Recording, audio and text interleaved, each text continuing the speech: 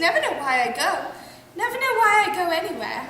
I come here to be educated. I hate being educated. So do I.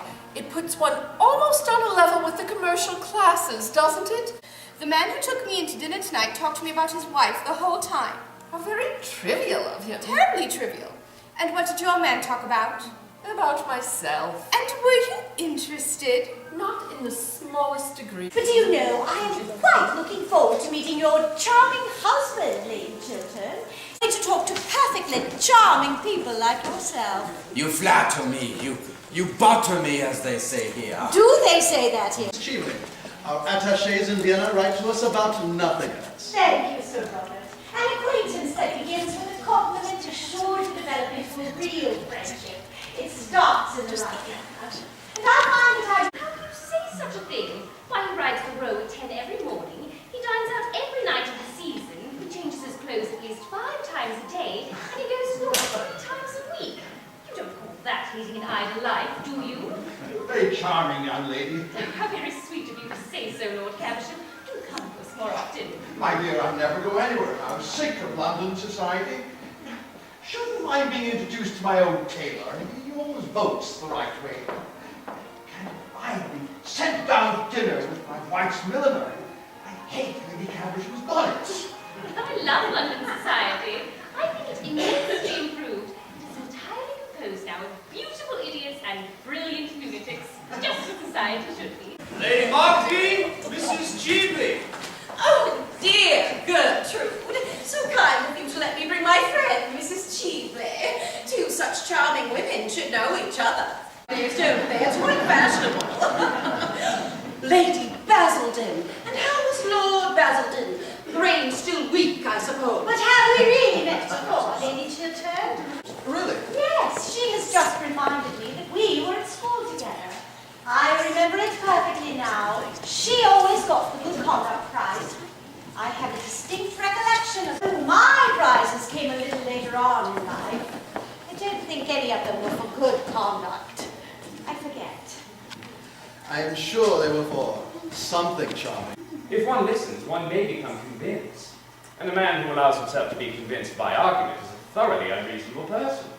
I'm afraid Lord Goring is in the camp of the enemy, as usual. I saw him talking to that Mrs. Cheepley when he came in. Handsome woman, Mrs. Cheepley. Oh, please don't praise other women in our presence. You might wait for us to do that. I did wait. Well, we're not going to praise him. People actually try to be brilliant at breakfast. Only dull people are brilliant at breakfast. And no, my stay in England really depends upon you, Sir Robert. Seriously? Quite seriously. I want to talk to you about the Argentine Canal Company, in fact. What a tedious, practical subject for you to want to talk about, Mrs. Cheepley. Oh, I like tedious, practical subjects. What I don't like are tedious, practical people. There is a wide difference. Besides, you are interested, I know, in international canal schemes. You were Lord Radley's secretary, weren't you? We're at school together, Mrs. Cheepley. Indeed. Oh, I have forgotten all about my school days. I have a vague impression that they were detestable. Surprise. Do you know, I'm quite looking forward to meeting your clever husband, Lady Chiltern. Since he's been at the Foreign Office, he's been so much talked of in Vienna. I make it a rule only to talk to perfectly charming people like yourself. You flatter me. You butter me, as they say here. Her name is Mrs. Cheepley. One of the Dorsetshire Cheepleys, I suppose. But I really don't know.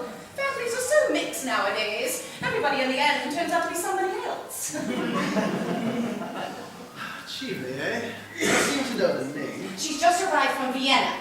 I think I know who you mean. Oh, she goes everywhere there and has the most pleasant scandals all about her friends. This Argentine Canal scheme is nothing more than a common stock exchange swindle.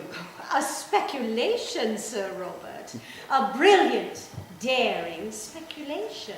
I want you to withdraw the report that you had intended to lay before the House, on the grounds that you believe the commissioners have been prejudiced or misinformed or something. Oh, he's had a most brilliant and interesting career and has married a most admirable wife. I'm a little too old now myself to trouble with setting a good example, but I always admire people who do. And now I must go, dear. Shall I call for you tomorrow?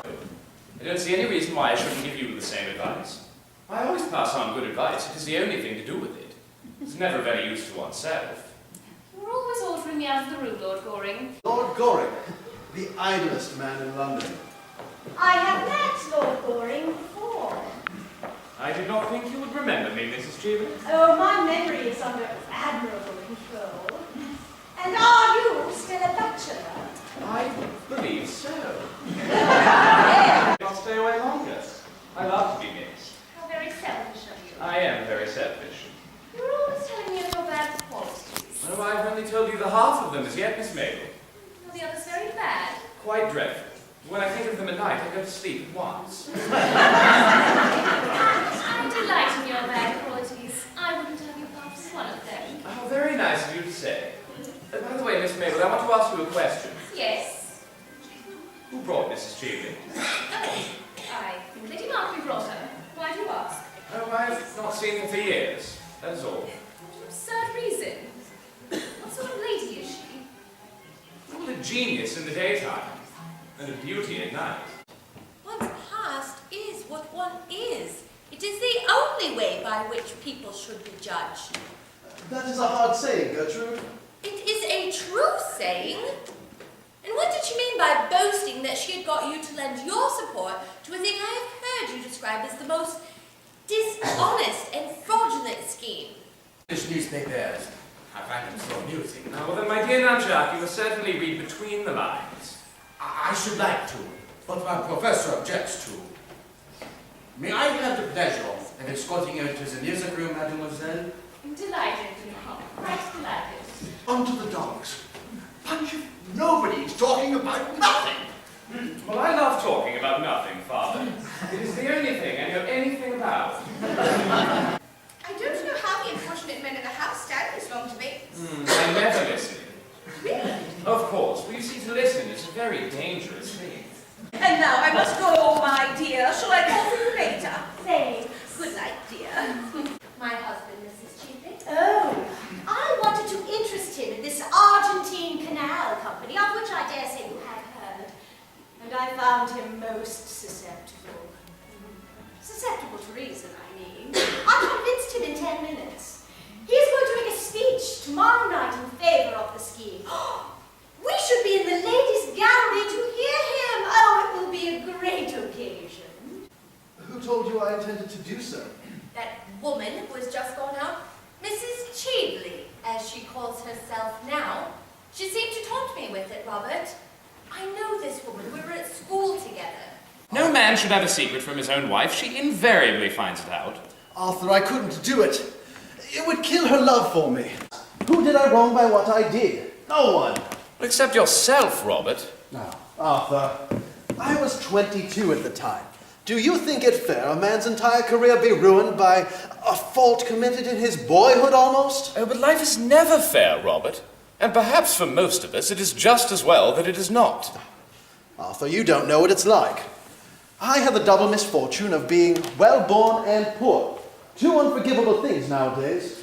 And every man of ambition must fight his century with its own weapons. And what this century worships is wealth. The god of this century is wealth. At all costs, one must have wealth. You could have succeeded just as well without it. When I was old, perhaps. But I wanted my success when I was young. I couldn't wait. Oh, but Robert, how could you have sold yourself for money? I bought success at a great price. That is all. What first made you think of doing such a thing? Your name was received with loud applause. And now I've come in to have my tea. You will wait and have some tea, won't you? I'll wait for a short time, thanks. I'll be a moment. I'm going to take off my hat. Oh, please don't. Well, it is one of the prettiest hats I ever saw. Of course, I made Robert write to her at once, withdrawing his promise. So he gave me to understand. To have kept it would have been the first stain on a career that has been stainless always. Robert must be above reproach. He is not like other men. He cannot afford to do what other men do. Don't you agree with me? You are Robert's greatest friend. No one, except myself, knows him better than you do. He has no secrets from me. What is unfashionable is what other people wear. Yes.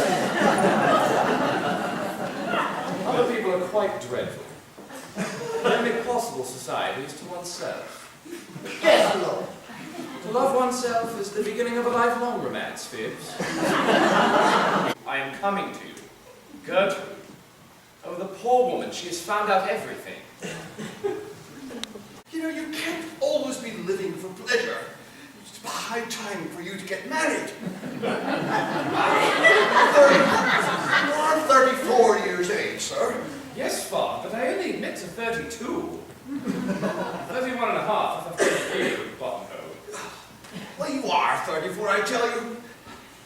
Drawing room. His lordship will come to you there. Lord Goring expects me. Yes, ma'am. Are you quite certain? His lordship's directions on the subject were very precise. He asked me if a lady called, I was to show her into the drawing room. How very thoughtful of him. To expect the unexpected shows a thoroughly modern intellect. How dreary a bachelor's drawing room always looks. I shall have to alter all this. No, I don't care for that lamp. It is far too glaring. Light some candles? Sympathy. There's a great deal too much of that sort of thing going on nowadays. Yes, I quite agree, Father. If there were less sympathy in the world, there would be less trouble in the world. You always understand what you say, sir. If I had, I know what I would make him do. Now, if you'll excuse me, I have to go leave now. I only dropped in to see Sir Robert and congratulate him on his speech. Oh, you're not going to leave me all alone with Lord Goring at such an early hour in the day. I'm afraid I can't take him with me to Downing Street. This is not the Prime Minister's day for seeing the unemployed. Pleased when I am with you. So it is my duty to remain with you? Of course it is. Well, my duty is a thing that I never do, on principle. It always depresses me. So, I'm afraid I must leave you. Who's that? Yourself. I'm in danger. What do you mean? Lady Chiltern, last night you wrote to me a very beautiful, womanly letter. You wrote it to me as one of your oldest friends, and one of your husband's oldest friends. Mrs. Cheveley stole that letter from my rooms. A secret cabinet. Well deserved. I mean, you have got what we really want in politics nowadays. High character, high moral tone, high principles. Things that you do not have. You love Robert. Do you want to kill his love for you? What will become of him if you rob him of the fruits of his ambition? If you take from him the splendor of the great political career he, who was made for triumph and success? Do not make this terrible mistake, Lady Chiltern. Shame, ruin, the mockery of the world. Let women make no more ideals of men, lest they ruin other lives as completely as you.